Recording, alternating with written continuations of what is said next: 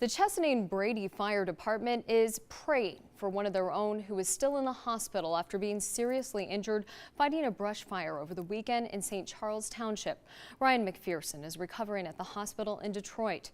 Fire Chief Scott Fall was also injured and is recovering from minor injuries at home.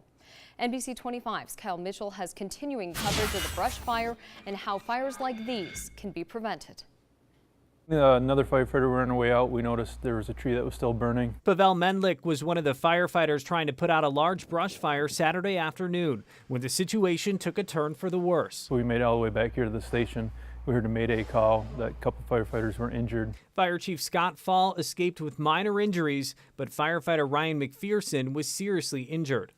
This is what's left after a fire ripped through this field. They were trying to fight a tree fire, but the tree fell, injuring them both. There's a hollow tree that was burning up the center.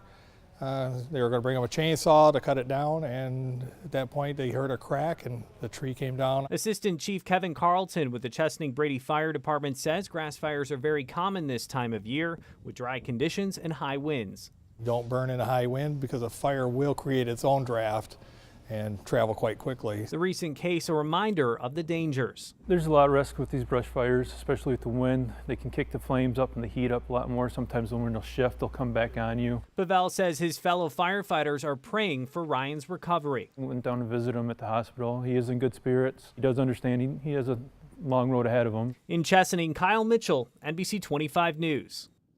If you would like to donate to Ryan's recovery, we've posted information on how you can do that on mynbcnews.com.